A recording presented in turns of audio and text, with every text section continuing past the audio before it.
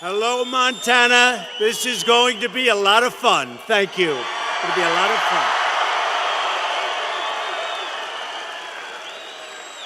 There's no place like a Rosendale rally. Forget Trump. Rosendale. But there is no place like a Trump rally, right? We have a good time. We have a good time. And in the election, we won this state by a lot. That was not close. But I am thrilled to be back in Big Sky country with so many of my great friends and true American patriots. Thank you. Thank you. From the Rocky Mountains to the Great Plains, the people of Montana love our country so much. They honor our values, and you always respect our great American flag. You see what's happening. This is an incredible time for our nation. We have the best economy in history. The stock market is at record highs. Unemployment is at historic lows.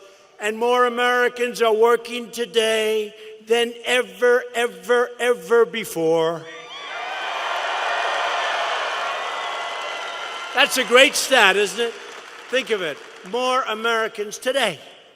And it grows every week. Every week it gets higher. But more Americans are working today than have ever worked before in our country. It's a great stat. That's a big stat. Our coal miners are back to work. And we are fighting every day for our great ranchers and loggers and farmers, and we're winning that fight, and we're winning it quickly. We're rebuilding our military, crushing the terrorists, and taking care of our veterans. America is winning again, and America is being respected again. As you all saw this week, the Senate is now considering a truly exceptional nominee for the United States Supreme Court, Judge Brett Kavanaugh.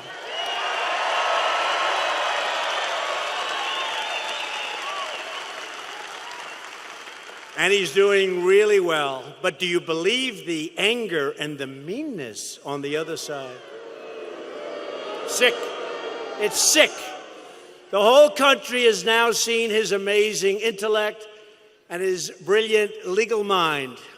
Judge Kavanaugh deserves overwhelming bipartisan support, and I think he's going to be one of our truly great Supreme Court justices.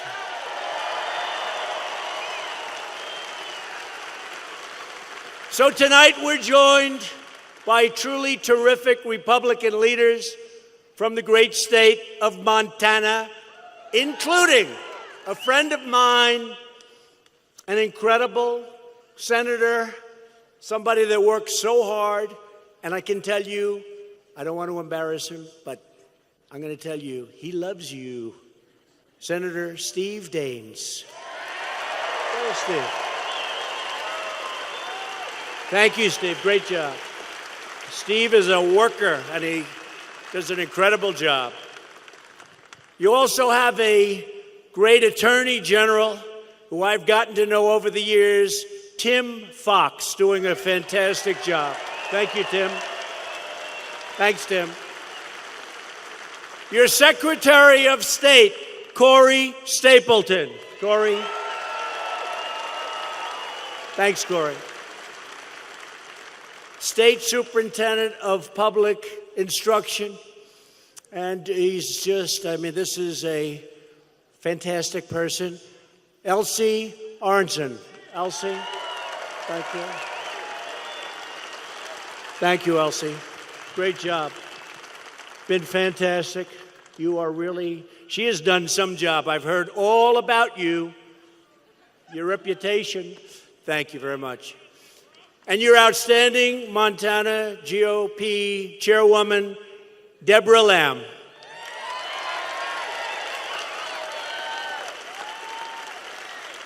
So, Deborah, how are we doing now compared to Election Day almost 2 years ago? Can you believe it?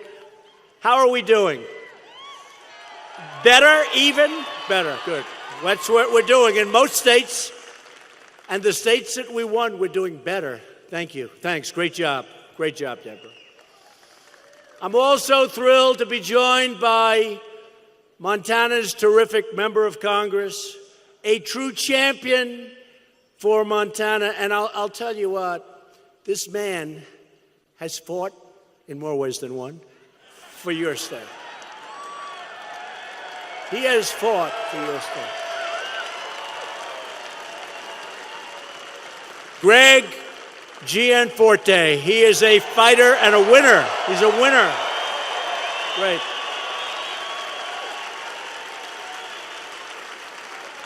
He loves your state. Thank you very much, Greg. Great job.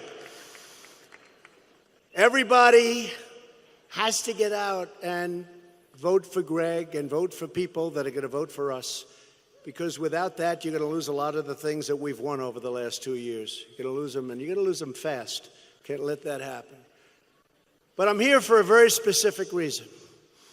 Please welcome the person that we have such respect for. He's now leading in the polls.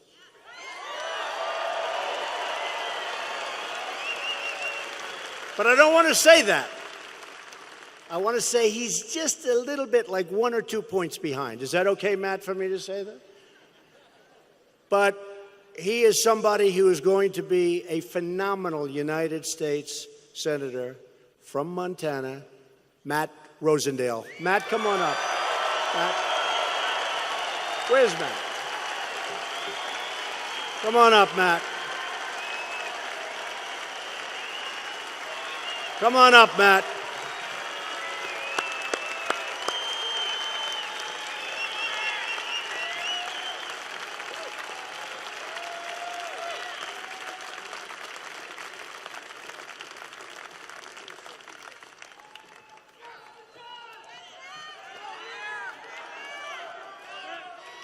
Welcome back to Montana, Mr. President.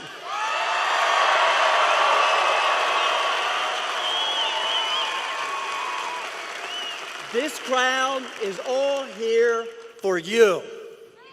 And what a crowd it is. Thank you for fighting for us and for always putting America first.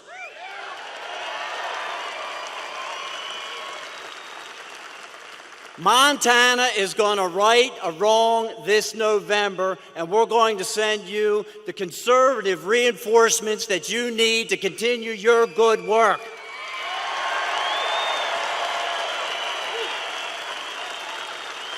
My promise to each and every one of you is that I will always put Montana first and stick with President Trump to make sure we advance his agenda.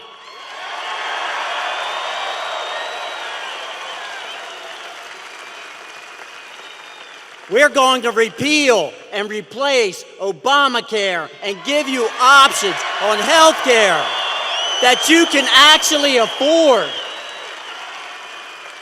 We're going to protect your public lands and fight against the liberals that are trying to grab your guns.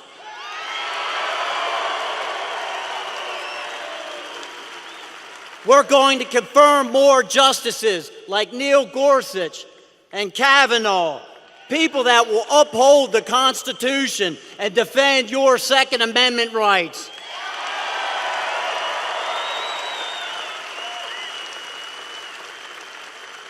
Speaking of the Second Amendment, we have some breaking news tonight. We were informed and learned last night that the NRA has endorsed my campaign.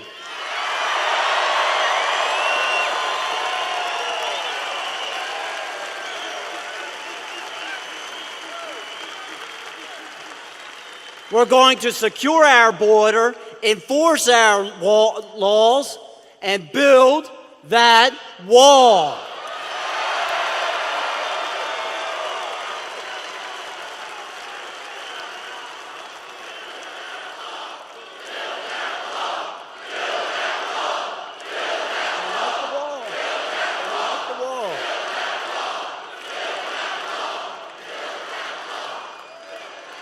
We're going to keep this economy growing, your taxes low, and get government off of your back and out of your wallet.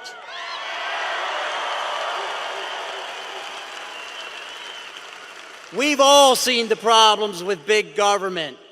Politicians representing themselves and not us, intoxicated with privilege and power. They start worrying about the next election instead of the next generation. President Trump, I agree with you. We need term limits.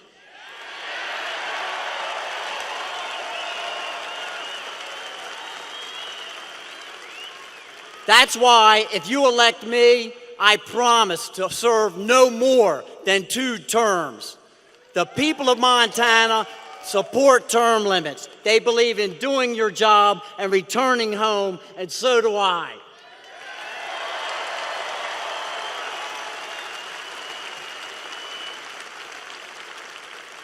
President Trump, thank you for your support. We need everyone in this room and across this state to step up, and we can win this race.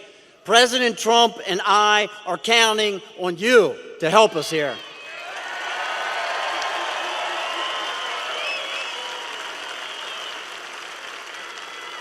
So tonight, I humbly stand before each and every one of you and ask for your vote this November.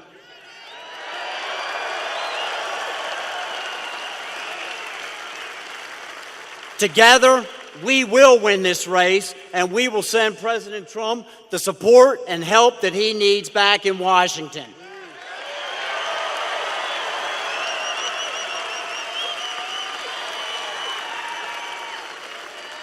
Thank you, Montana. Thank you, President Trump. May God bless each and every one of you and the United States of America. Thank you.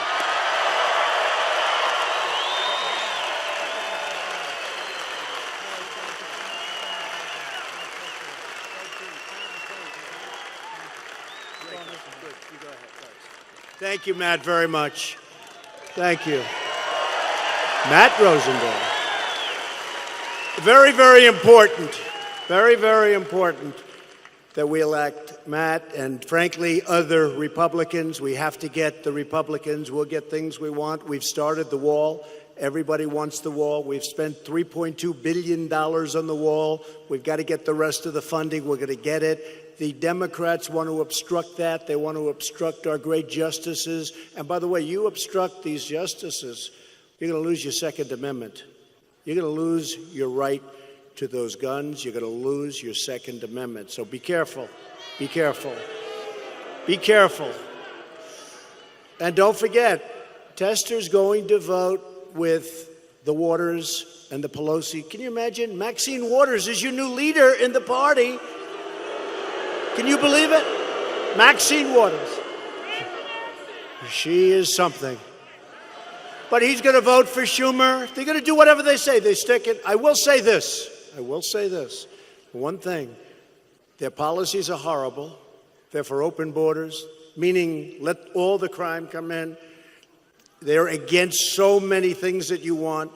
You know, I've been saying, and I've been saying it strongly, they're going to take away, they're going to hurt your Social Security so badly, and they're killing you on Medicare. Just remember that. I'm going to protect your Social Security. We're going to take care of your Social Security.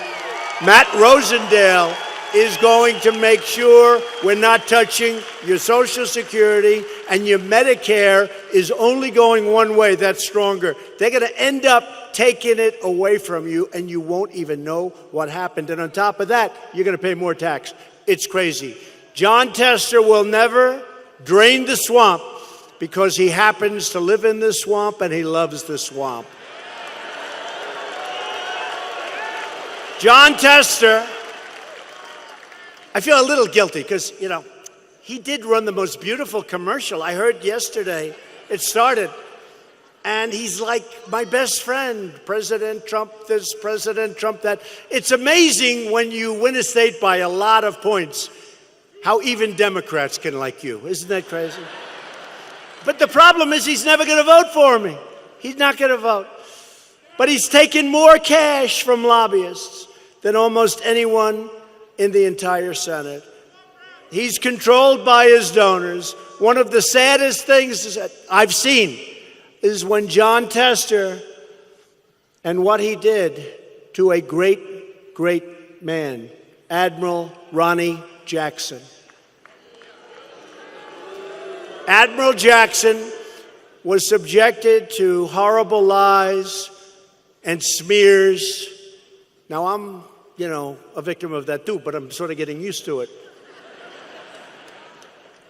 At least it's my job. I was going to say, I'm a politician. I never thought I was going to say I'm a politician. Can you believe I guess I'm a politician? I guess I'm a politician. Think of it. I didn't want to say that. One of the few times I've said it, yeah, I'm a politician. But I've only run once, and that was for president, and I won. How did that happen, right? Isn't that nice? I won once, and I won. A lot of people have spent their lives trying to be president. We know them all. Some we respect, and some we don't respect too much. But Ronnie Jackson, he's a doctor. He's an admiral. He's actually the doctor that gave me my physical, and he said that I'm in great shape. And the Democrats and liberals and deep state, they were very upset to hear that. So they got tougher and tougher, and they lied more, and they write more books now. I have books that are stacked up this high.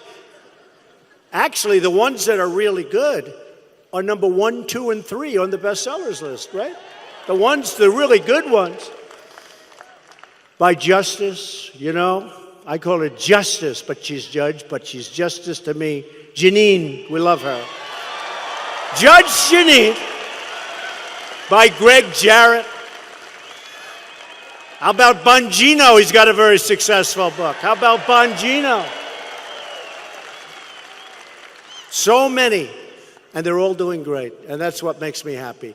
But the media doesn't talk about those books. They only talk about the bad ones, of which there are plenty. They're lies, but they're plenty. But Admiral Jackson, his reputation was attacked, and all of those horrible things that were said about him turned out to be lies, and they turned out to be false. Remember? People don't want to say that.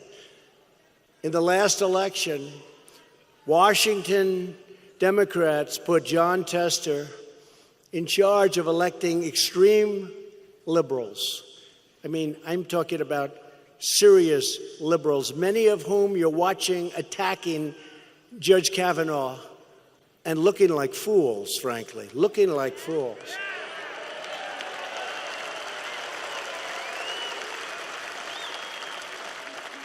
And one of them will most likely be a candidate to run against your favorite of all time president, me.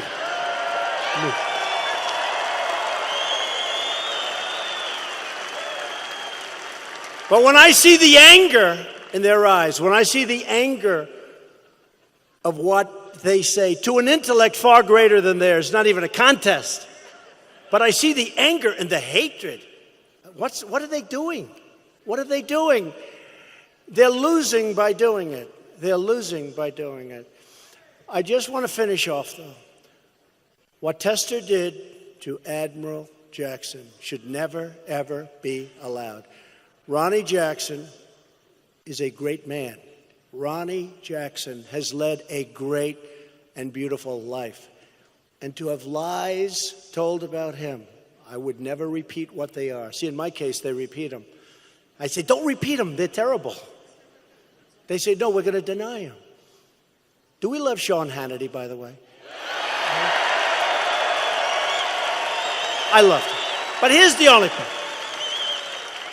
He puts up all these losers that say horrible things. I've got to talk to him.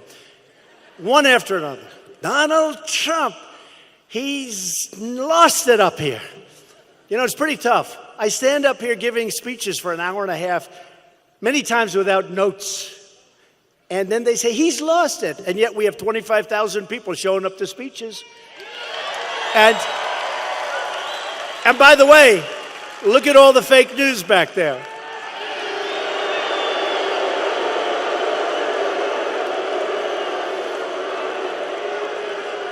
Donald Trump. They go, Donald Trump.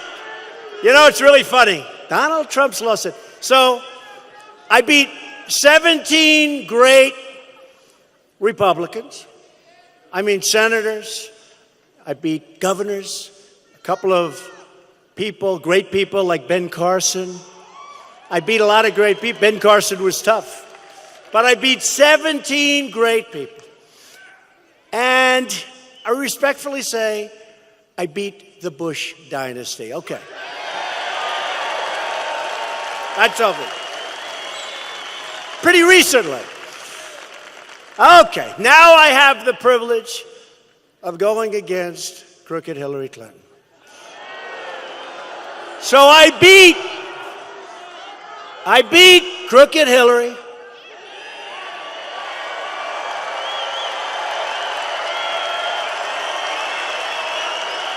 I beat crooked Hillary. And the Electoral College is hard. It's, frankly, if we didn't know better, and maybe we're starting to find things out that we didn't know, it's hard and harder to win than popular vote. Popular vote, you go to 3-4 states and boom, boom, boom, you win the, it's like the 100-yard dash versus running the mile. You practice differently. She forgot that. She forgot to go to a couple of very important states. Gee, I don't think I'm going to go to Michigan too much. I don't think I'm going to go, she said, to Wisconsin. I do hear her husband said, you know, you better go to Michigan. You better start going to Wisconsin. Well, fortunately, she didn't listen to that. But think of it. So I beat the Republicans, governors, senators. I beat the Bush dynasty, respectfully. I beat Hillary, who stole it from Bernie. Bernie should have won, but that's okay. They stole it. Superdelegates. How do you like superdelegates? But she's got superdelegates that were handed to her. Bernie should be angry. Why isn't he angry? Crazy Bernie. He is so crazy, but you know what? I saw him the other day on television, and he's ranting and raving. He's sitting behind a microphone. I'm going to do this. I'm going to that. Bum, bum, bum. The hair's flying. He's going crazy. He's going crazy. And I said to my wife, honey, look at that guy. You got to hand it to him. No, you got to hand it to him. He doesn't quit. He doesn't give up. I just don't understand why he allowed that to happen. And he goes back into being an independent. But now he's coming back in. And I guess he's going to run. He's going to run. But think of it. So you beat two dynasties. You beat all these politicians. Charles Krauthammer, when I announced that I was going to run,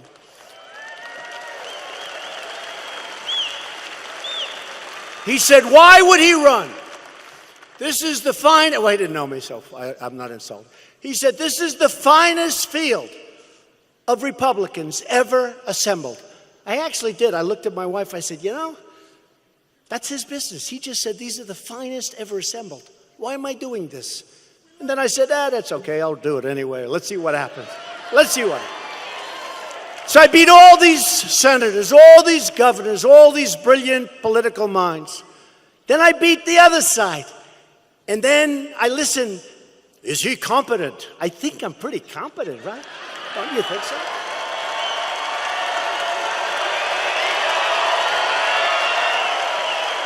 Is he competent? And their ratings are down the tubes. You know why? Because people get it. They really get it. But it is funny to hear that you have all these victories. And you know what? More important than those victories, we're winning in the United States now. We're winning on trade. We're winning with our military. We're knocking the hell out of the terrorists. We're winning now in the United States. You look at what's going on.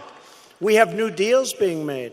We have a deal we just made with Mexico. That's a fair deal. It's not that horrendous deal that was made years ago that should have been changed years ago.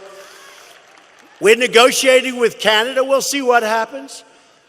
We're in a little bit of a skirmish, but doing really well with China. You see what's going on? Really well. I have great respect for President Xi of China.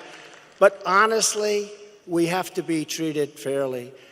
Last year, we had a trade deficit of anywhere from $375 billion with the B dollars to, I say, $504 billion.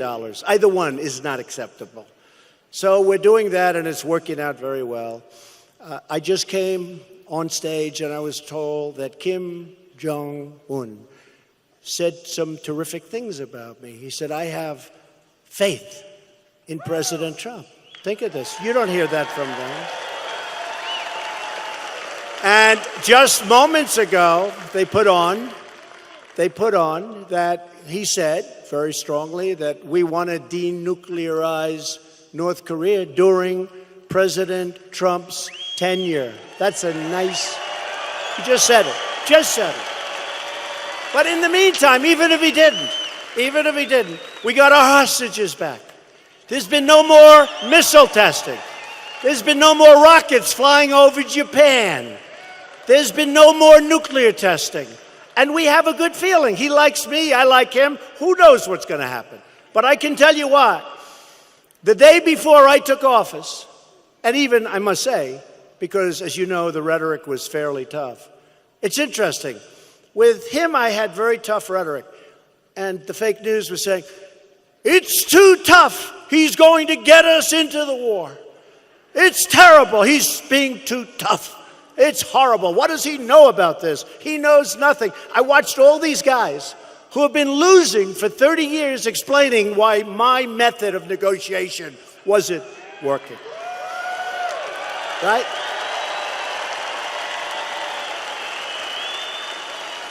And I'll tell you what, I respect him, he respects me, and I think something's going to happen.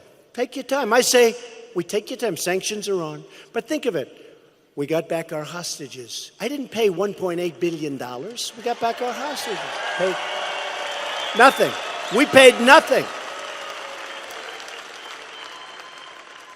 But it's funny, you know, because other than NATO, because I got them to pay billions and billions of dollars more, because we're paying for NATO. We're paying this massive percentage of cost. We're protecting Europe.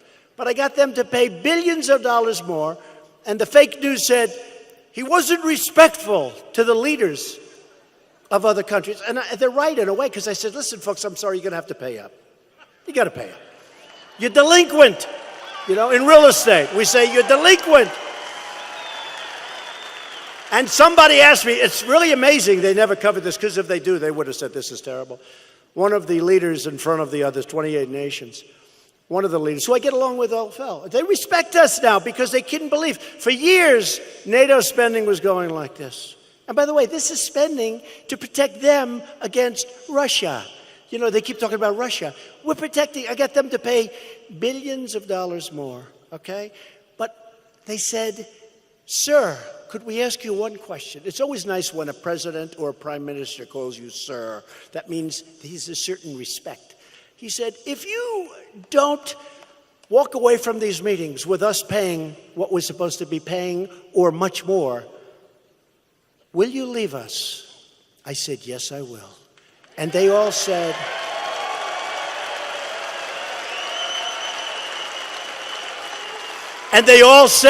we'll pay. We'll pay. Now, the mainstream media doesn't want me to say that. They want me to say, no, sir, we'll never leave you. But then there's no reason for them to pay, right? Why would they pay? Supposing they asked me the same question. Sir, and we're talking about billions. And last year, Secretary Stoltenberg, Secretary General, head of NATO, he goes around, he's like my biggest fan. And I like him too. But he goes around saying, last year, that was when I just did a minor, because, you know, I was only in office for about 14 seconds. So I couldn't, you know, I didn't want to use too much bravado. You know how much I paid extra? $44 billion. That was last year. This year, it's much higher, because now I feel comfortable. I asked them in a more firm manner. And they're paying, and they should pay. But they were saying that I didn't treat them well. If I would have done what they said, or if I would have done what these consultants and these people that I watch on television who used to do this stuff, they all failed. They failed miserably. So we have our own way. It's a great way. But it's really interesting because when I was dealing with North Korea and they were saying, he's too tough, he's too tough. One of my best meetings ever was with Vladimir Putin. And they said, he was too nice. He was too nice. They wanted me to have a boxing match on the stage. We had a great meeting. We talked about Ukraine. We talked about Syria. We talked about the protection of Israel. We talked about so many great things. But they came back and they said, it was terrible. I said, what was terrible? We had a great meeting. And you know, when I came off stage, they were all saying, that was a great meeting. Thank you. That was a great news. Then I got onto the plane and they said, sir, I don't think they liked it. I said, they liked it. They're just fake. They're fake news. We had a great meeting. It was a great meeting. And you know the funny thing? If I was tough, if I would have said, you're never going to do this again.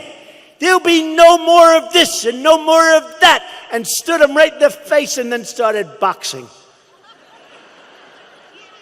You know what would have happened? They would have said, he's too tough. That was a disgrace to our nation. The truth is, with these people, you can't win, but we're winning. I'm president. You're president. We're winning.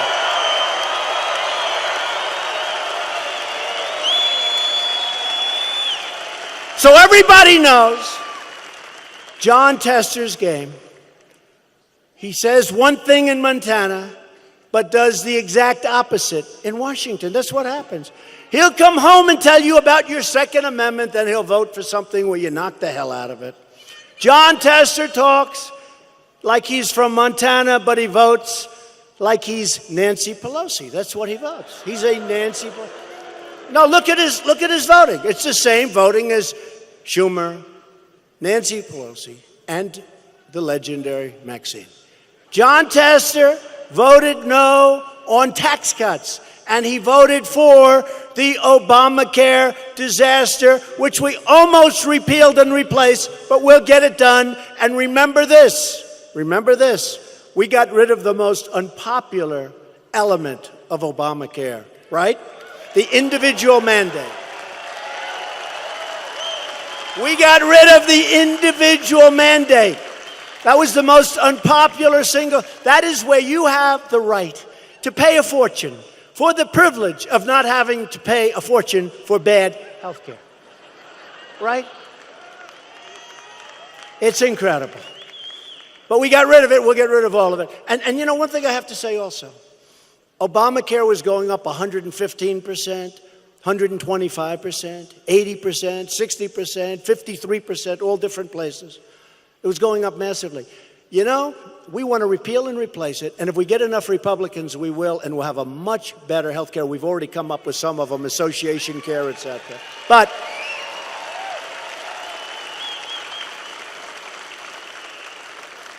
to do it, and we will do it, we had it done.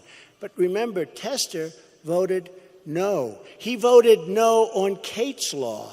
Kate's Law. What could be better than Kate's Law? He voted no on enhanced vetting for refugees. Let's not vet them. Let's just let them pour right into Montana, and you see what's going on. And John Tester voted in favor of deadly sanctuary cities. Tell me that.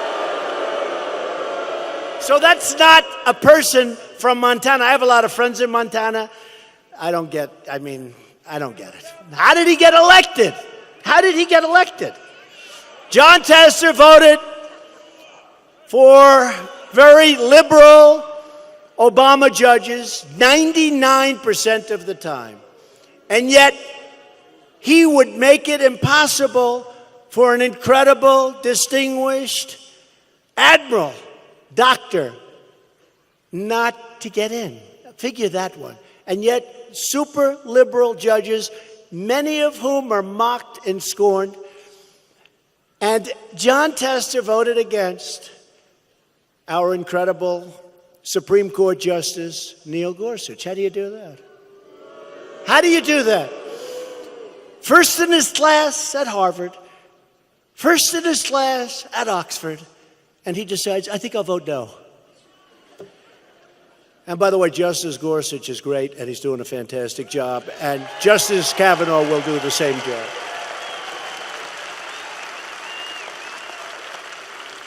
It's embarrassing to watch those people make fools of themselves as they scream and shout at this great gentleman. This election, you aren't just voting for a candidate. You're voting for which party controls Congress. Very important thing. Very important thing. I don't even bring it up because I view it as something that, you know, but they like to use the impeach word. Impeach Trump. Maxine Waters, we will impeach him. But he didn't do anything wrong. It doesn't matter. We will impeach him. We will impeach. But I say, how do you impeach somebody that's doing a great job, that hasn't done anything wrong? Our economy is good. How do you do it? How do you do it? How do you do it? We will impeach him. But he's doing a great job. Doesn't matter. Remember that line. He's doing a great job. That doesn't matter. We'll impeach him. It is a hell of a place in Washington. You know, I was thinking, if that happened, every time a Republican or a Democrat, opposite, got elected president. So let's say a Democrat gets elected someday. Hopefully it's a long time. But let's say a Democrat gets elected. And let's say we have a Republican House. We will impeach that Democrat, right? And then a Republican. We won by a lot. We won by a hell of a margin. That's a lot. That electoral college, we won by a lot. Okay, so we're in there. We've got the best employment numbers in our history. We've got the best economy in our history. You look at the numbers in every category, it's great. We're doing a great job. We're putting on phenomenal judges. And you take that and you do. Then what you're going to have is you'll have a country that's going to turn into a third world country. Because if the opposite party becomes president, every time before it even starts, before you've even found out whether or not he or she is going to do a great job, they'll say, we want to impeach him, and you'll impeach him. It's so ridiculous. But we'll worry about that if it ever happens. But if it does happen, it's your fault because you didn't go out to vote. Okay? You didn't go out to vote. You didn't go out to vote. That's the only way it can happen. I'll be the only president in history. They'll say, what a job he's done. By the way, we're impeaching him. Today's Democrat Party is held hostage by haters, absolute haters, left-wing haters, angry mobs, deep state radicals, and their fake news allies. Those people are the best. They're the best allies they've got. I mean, you look at the Washington Post or the New York Times, I can never get a good story. I mean, you look at this horrible thing that took place today, it's really, is it subversion? Is it treason? It's a horrible thing. Even, you know the good thing about that? Even liberals that hate me say, that's terrible what they did. And it is really terrible. You know, when I won the election, the New York Times, all their subscribers were leaving. And when I'm ultimately no longer president in hopefully about 6.5 years from now,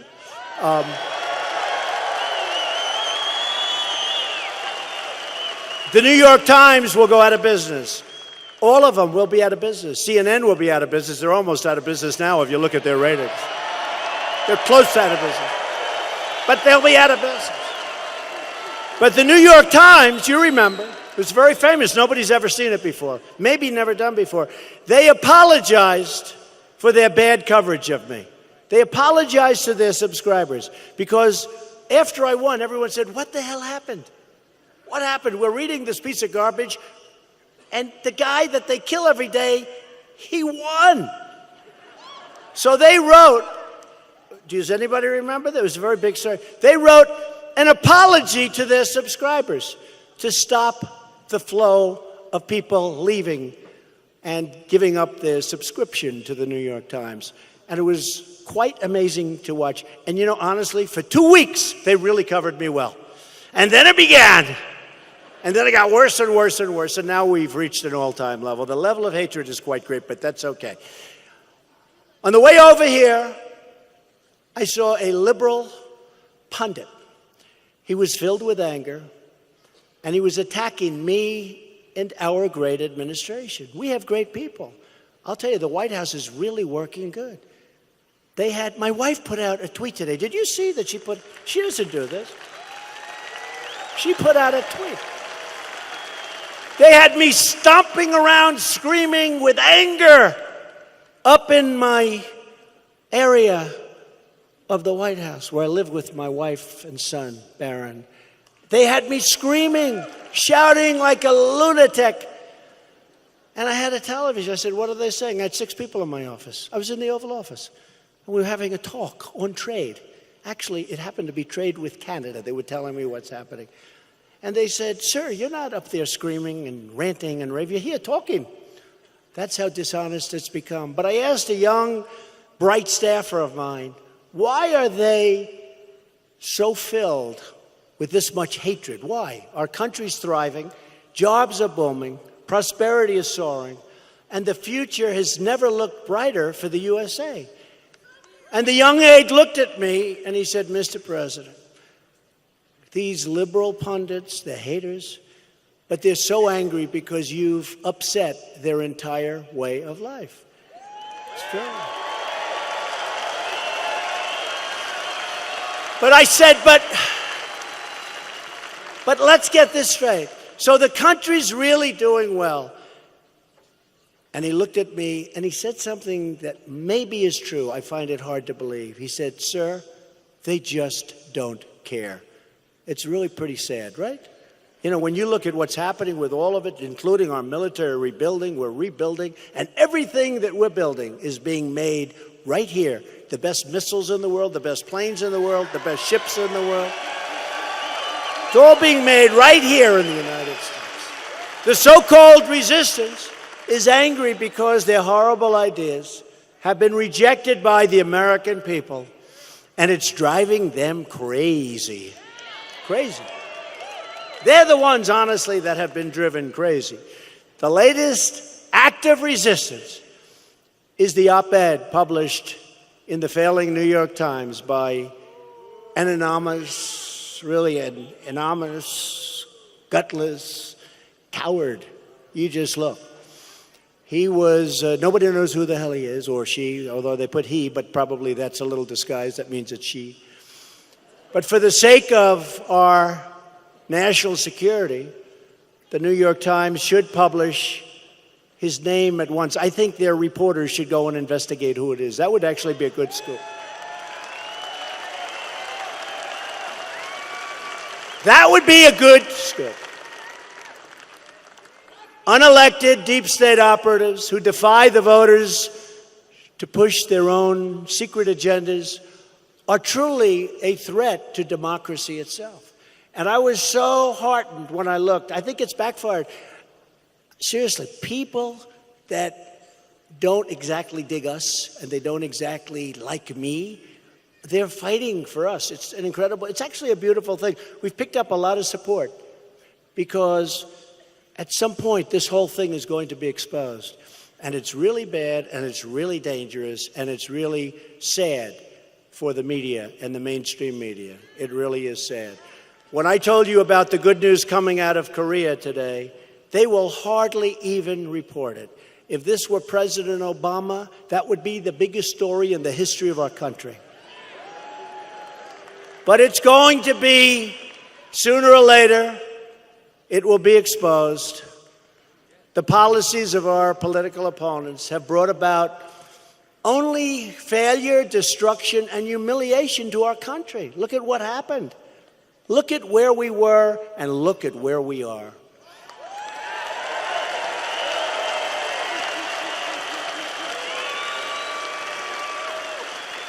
And we have tremendous potential upward. And other countries, by the way, are not doing well at all. And had I not won, we would have been in negative. We wouldn't be at 4.2.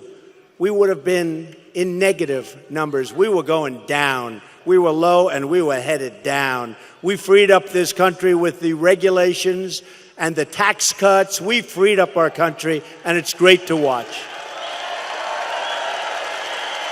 But if you don't elect Matt, I will tell you, they can change it very quickly. They said, Nancy Pelosi said yesterday, she wants to raise your taxes. I mean, okay. Tell me, is raising your taxes like supposed to be a popular thing to do? Because what's going on, they have been driven so far left.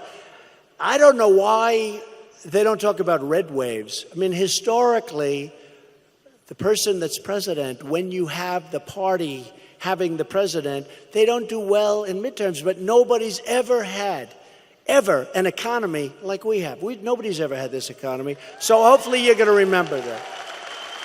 They robbed our middle class while spending trillions of dollars on adventures overseas. And we're pulling way back, but we're so respected now. You can pull back a little bit, but we're so respected. They're not playing games with us anymore, folks. They're not playing games. I don't want to tempt them too much by telling you things that don't happen anymore to us, because there's no reason for me to tell you. But when you see some of the things that happened 4 years ago and 6 years ago and 8 years ago, you take a look at what happened and you take a look at what happens now, where we took that horrible Iran deal and we terminated it, and you look at what's going on. We're respected again as a nation. We're respected again as a nation. But these people enrich themselves while shipping our jobs to other countries, and they oversaw the greatest transfer of wealth in the history of the world. It's true. This is the greatest transfer. NAFTA was such a bad deal. Some people say, oh, please, would you extend NAFTA? I said, we have to renegotiate it. It's such a bad deal. And when I was campaigning, I said, we'll either terminate it or renegotiate it. I don't care. But so far, it looks like it could happen where we'll renegotiate it. But these disastrous policies were on the ballot box in 2016, and they lost big. That's why we're here. In 2016, the American people voted to reject this corrupt globalism. They voted to reclaim their independence and their pride. And they voted, most importantly, to make America great again. It's very simple. Soon we'll be changing it to keep America great. Keep America great. Soon. When should we do that, by the way? Okay, wait a minute. Soon we're going to have to change because we are doing well. So when do we change, make America great again, to keep America great? I don't know. Soon. We're draining the swamp, and the swamp is fighting back. But don't worry, we will win. We will win. We always win. We always win. This November, you need to vote Republican. Vote for Matt Rosendale and vote to put America first. Have to do it. Have to do it. Republicans stand for stopping illegal immigration, fixing horrible trade deals, cutting your taxes in a major, major way, biggest tax cut in the history of our country.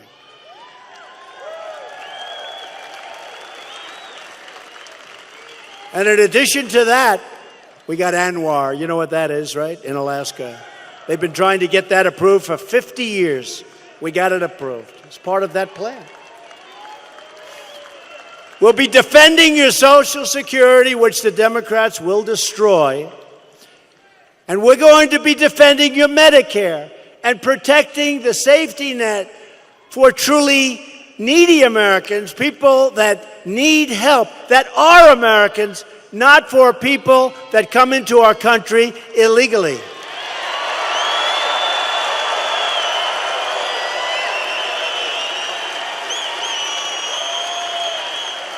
Democrats want to raise your taxes. They want to raise them. I don't get it. I don't think I could win if I said, I'm going to raise your taxes. Ladies and gentlemen, I'm going to raise your taxes. Oh, good. Alice, I don't think we're voting for that guy. They want to raise your taxes. I don't know. Maybe they know something I don't. Blue wave. We're going to raise your taxes. We're going to let crime go all throughout our country. We're going to get rid of ICE so that as the crime comes in, we're going to have none of our people that are so tough. These are great people, but these are tough, strong. These are warriors. These are warriors. I don't want to do it. You don't want to do it. I'm looking at these people in the front row, two of whom I know. They don't want to do it.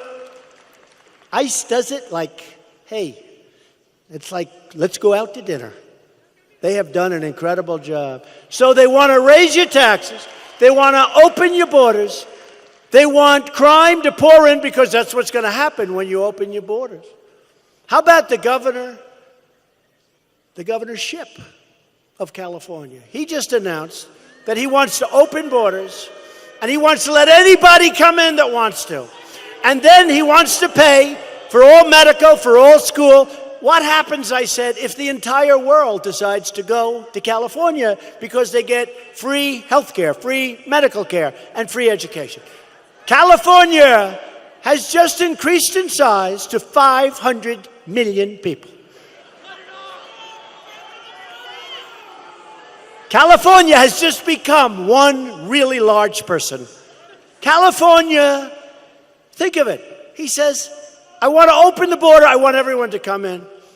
At the same time, for illegal aliens, illegal immigrants, a lot of different names, he wants to get rid of ICE. He wants to cut down on law enforcement. And he wants to pay for their medical, their health care, and their education.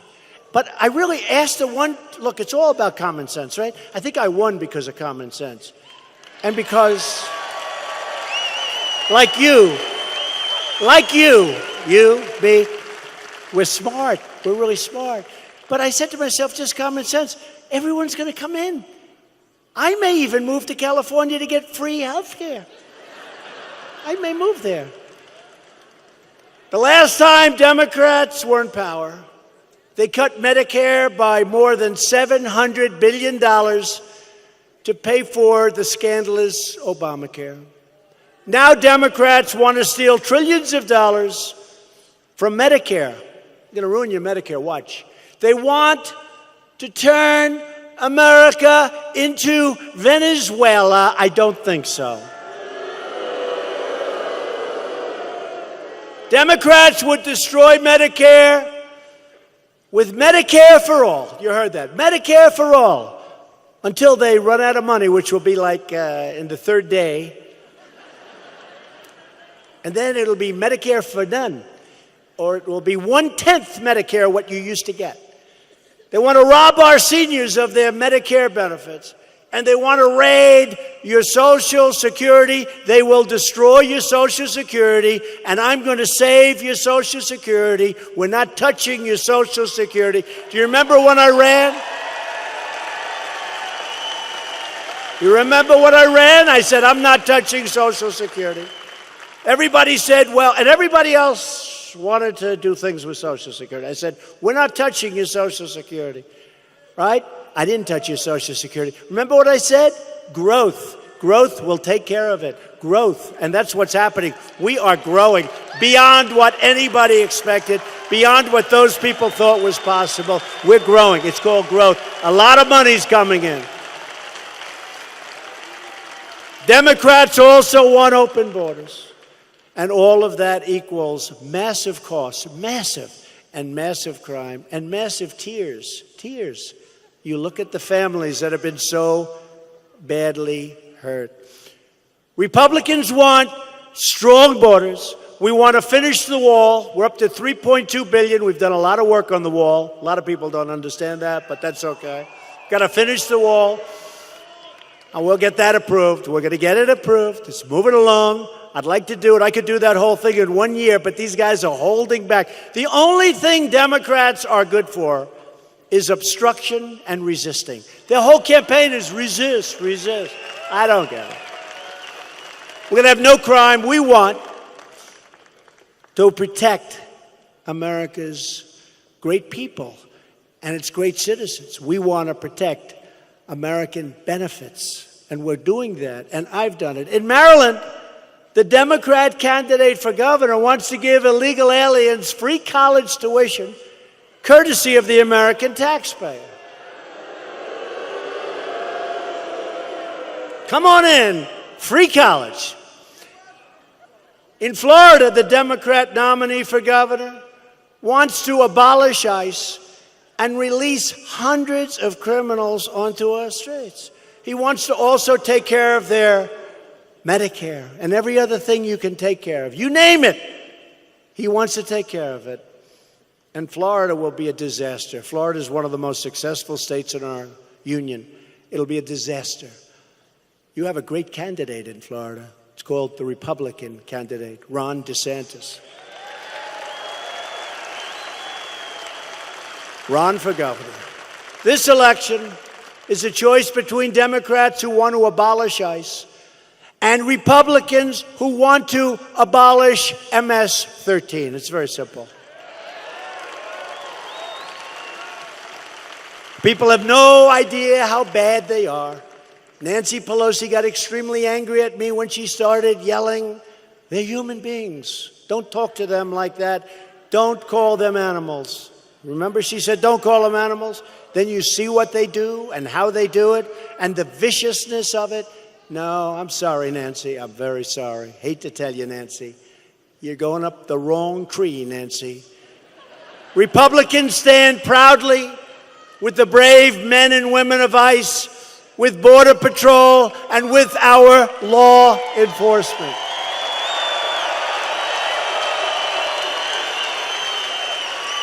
Every single day, ICE is tracking down drug dealers, child predators, gang members, and vicious killers. And we're either throwing them the hell in jail or getting them the hell out of our country, and we're doing it fast.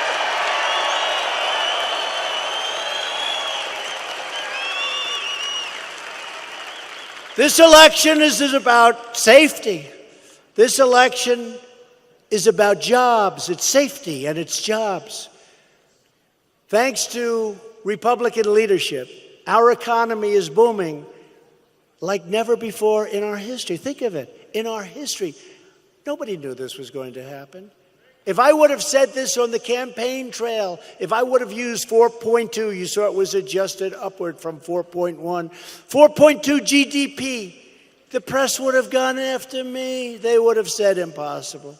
Jobless claims just fell to a 50-year low, 50 years.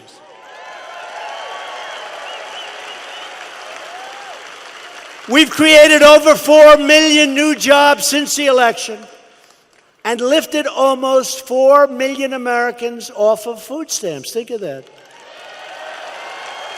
Not only is it good for them, our country saves a tremendous amount of money, but it's good for them. They have jobs. We've added over 400,000 new manufacturing jobs that the Democrats say are gone. And that number is going to very shortly, with what's happening in certain areas, be well over 600,000 manufacturing jobs. Something that makes me very happy, makes a lot of my friends very happy.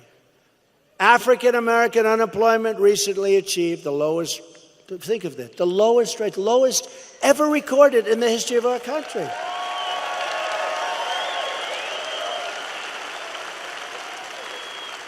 Remember I said, what do you have to lose? Go with me. What do you have to lose? So good. We're going to have tremendous African American support because they say and they see. You know, before I said, what do you have to lose? Now I say, see, look what's going on.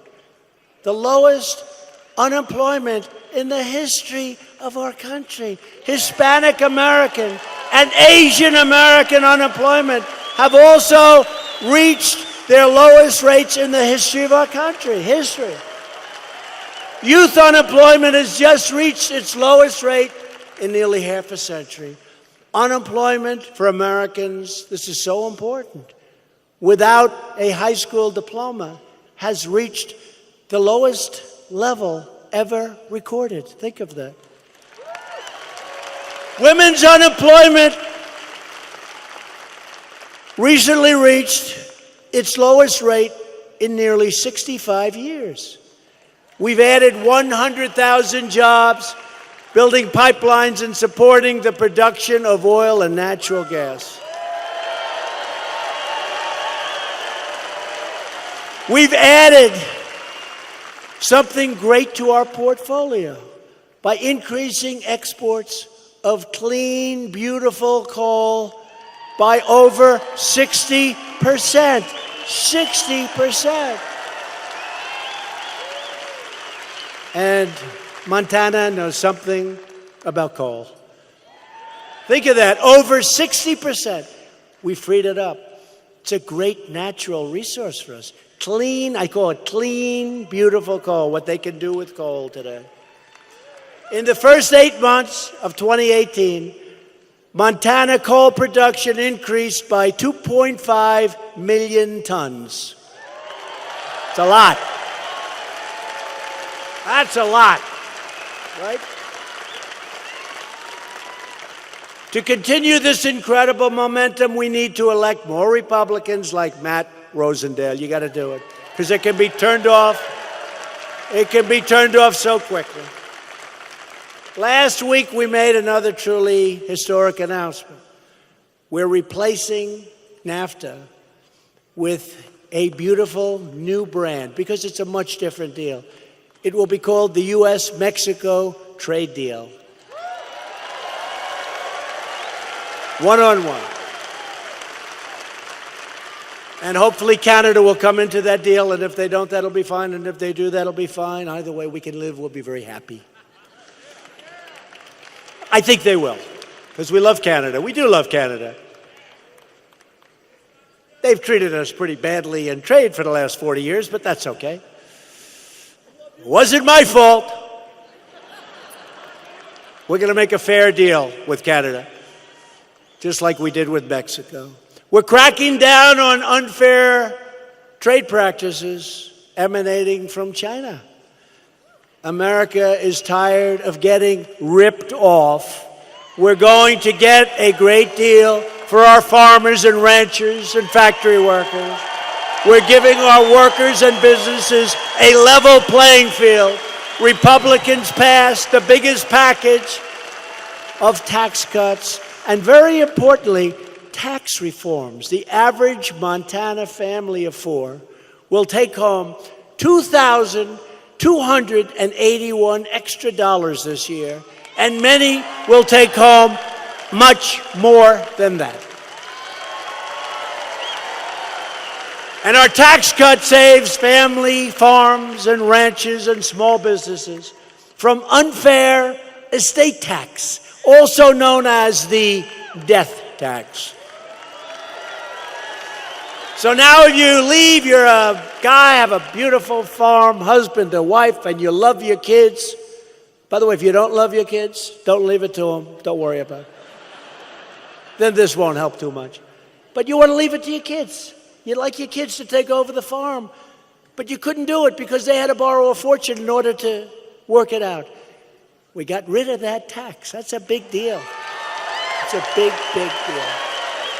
So you can leave your small business or your farm or your ranch, and they won't have to go into a big bank and say, gee whiz, wouldn't it be great if we could borrow some money? By the way, Dodd-Frank, little thing, I fixed it. Dodd-Frank has been changed. We're canceling Obama's illegal anti-coal, so-called clean power plan. Sounds so beautiful. Right? You know what that means. You know, when I did it, I said, man, this is a tough one. It sounds so nice. Clean power plan. It's only one problem. It doesn't work. It doesn't work. It'll put our country out of business. It took away our greatest natural resources. We couldn't do anything with them. It was such a pretty term. Clean power plan. It's out of business now. We're going to have clean power, but it's not going to be under the clean power plan. And we're strongly protecting our public lands for hunters and fishermen and everyone who loves the outdoors, like my son, Don, who comes here a lot.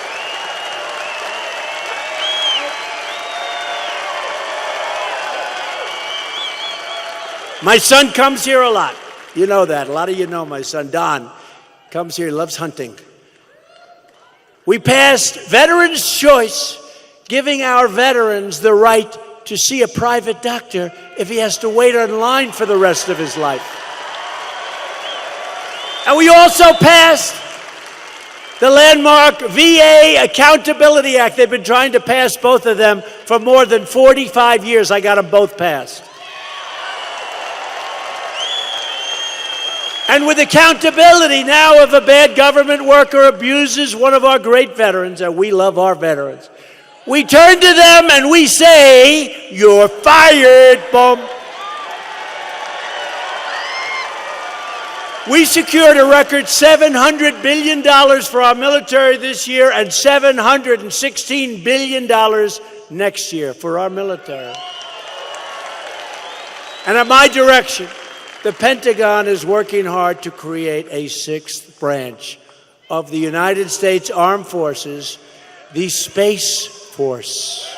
So important. So important. People don't know. I mean, we're not just talking about going up to the moon, going up to Mars. We're talking about, you need it. Now you need it. You look at Russia, you look at China, you look at what's going on, what they're doing. We need it. We'll be the best in the world very shortly in space. I withdrew the United States from the horrible Iran deal, and I also recognized the capital of Israel and opened the American embassy in Jerusalem. Big deal. That was a big deal. And the embassy's already built. It's built about 20 years ahead of budget and schedule. I would say we're probably about 20 years, you know that story, I'm not going to tell it. But we built it real fast. We had the best location. They're all looking for a location. And a friend of mine, the ambassador to Israel, said, "Oh, but we already have the best piece of land in all of Israel. Best piece of land in Jerusalem. And we have a building on it. Let's renovate it." So instead of spending $1.2 billion, we spent $400,000. That was a sale. And instead of opening it in 10 to 20 or 30 years or maybe never, we opened it about 4 months later.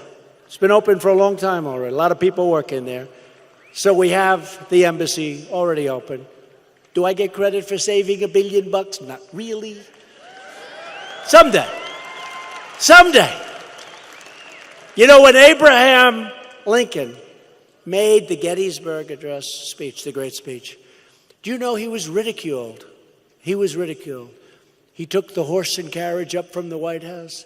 He wrote it partially in that carriage and partially at a desk in the Lincoln bedroom, which is incredible, by the way, in the White House.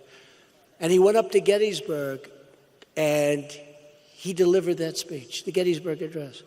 And he was excoriated by the fake news. They had fake news. He was excoriated. They said it was a terrible, terrible speech. They said it was far too short. It's not long.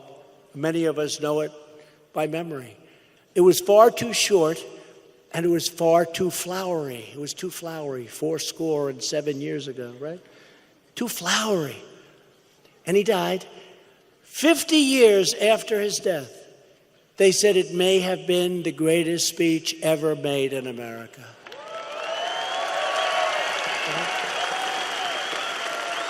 Pretty good. Pretty good.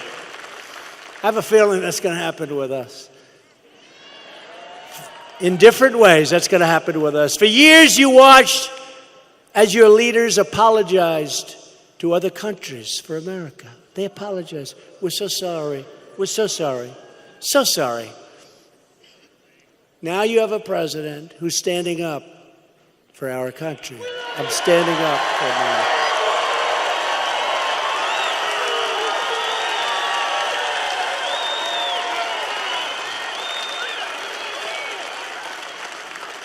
Look at the size of that guy. Man. Look at this guy. Do I like him? Wow.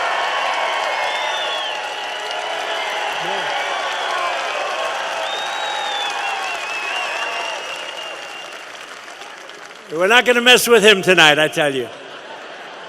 Thank you, man. That's cool. That's really great. Thank you very much. We're standing up for your values. We're standing up for Montana. And we're standing up for our national anthem and our flag. But if Democrats get back into power, they will try to reverse all of our incredible gains like nobody thought possible. So this November, you need to get your friends, get your family, get your coworkers, and get out and vote Republican. Get out and vote for Matt Rosendale. He's going to be a great senator, and he'll always vote for what we want. He will always vote for America First, for Make America Great Again. Matt will always be voting for us. Won't just be talk. Loyal citizens like you help build this country. And together we are taking back our country. Sometimes not so easily, but it's happening, and it's happening fast. We're returning power back to where it belongs, back to the American people. Our American ancestors braved the oceans, tamed the wilderness, won a revolution, and fought to victory in 2 world wars. We defeated fascism, triumphed over communism, and we delivered millions into freedom. Our ancestors built the railroads, linked the highways, and they proudly planted an American flag on the face of the moon, which is not shown in that movie. They did not show that in the movie. See, what they're missing is that that movie would have been a much bigger success if they planted the flag like they were supposed to. We stand on the shoulders of generations of American patriots who knew how to work, knew how to fight, and knew how to win. Just like them, we're going to keep on fighting, and we're going to keep on winning. We will not bend. We will not break. We will never give in. We will never give up. We will never, ever back down. And we will always fight on to victory. We're going to have victory. We're going to keep it going. Because we are America. And our hearts bleed red, white, and blue.